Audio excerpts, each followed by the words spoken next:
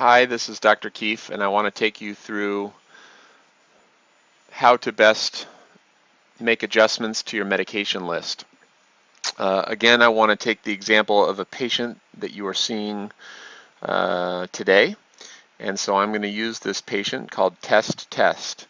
And the way I would think of it is that the first thing you want to do is have the medication list up to date at the time the provider starts to see the patient.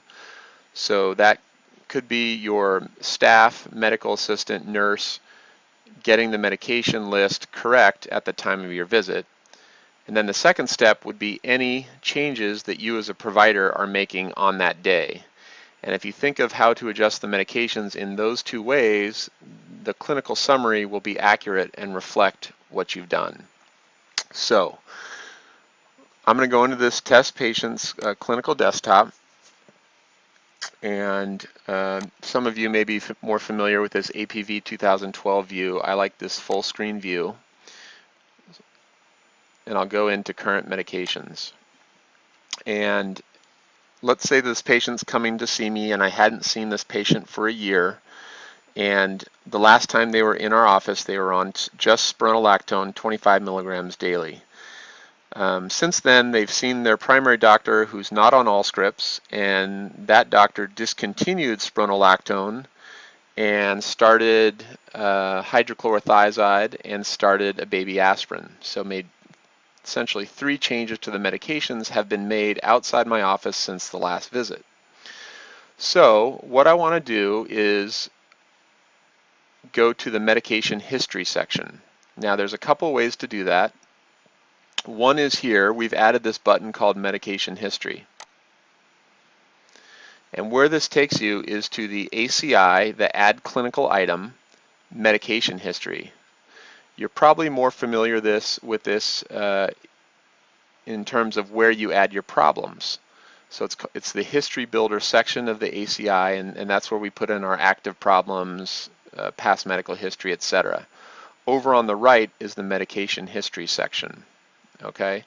And this is a little bit different than the RX orders part of the ACI, which also has medications in a place to add and subtract. Okay, so I'm going to X out of this and show you another way to get there, and that is to right-click, and instead of typing new, you can just type this new with a few dots and go to medication history right here. Okay, so this spironolactone was stopped 6 months ago by another doctor, so I'm going to go to this medication, and the way to discontinue it so it will not show up on the ACI, or sorry, so it will not show up in your clinical summary, is to use complete. Okay? Don't use order DC, don't use record DC. Those will sometimes show up in your clinical summary as instructions for today, but it's not an instruction for today, it's something that was done in the past. So I'm going to complete spironolactone. And now I'm going to add 2 medications. I think I said aspirin. And what you're going to see when you add medications here, I'm going to double click so I can put the dose in. It automatically, if you look up here in the right hand corner, it automatically opens record without ordering. So I'll just click on the dose, I'll hit save and return to ACI, and I'll add, I think I said I said hydrochlorothiazide.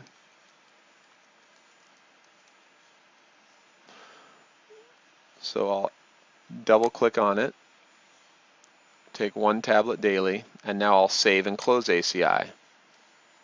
And now I'll commit those changes.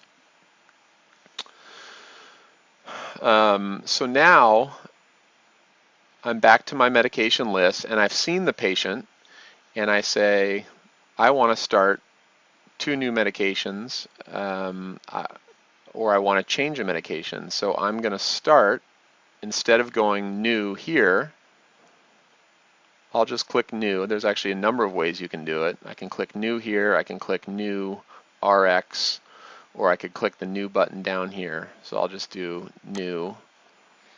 And now you'll see this is going to take me to the RX orders part, and I'm just going to pick a medication that's already here. So I'll do Ambien. And now I will put in the dose, and I'll have to put in the number of tablets, etc. And I will see if there's a pharmacy I can send it to.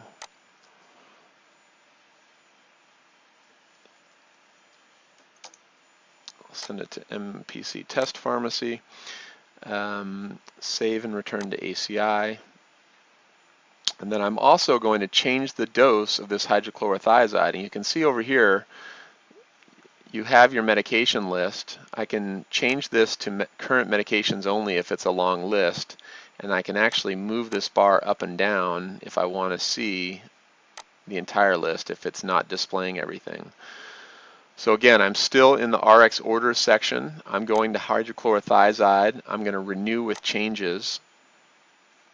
And I'm going to have the patient actually change the dose to 25 milligrams. Take 1 tablet daily, send it to the same pharmacy, and save and close.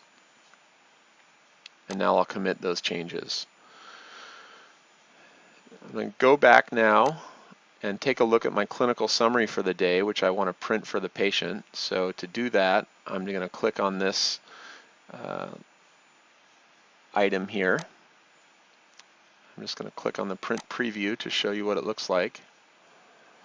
So the medication changes are only the 2 that I made. I added zolpidem, and I changed the dose of hydrochlorothiazide from 12.5 to 25. It does not include, if you recall, the spironolactone that the patient was originally on as a change. That was stopped in the past.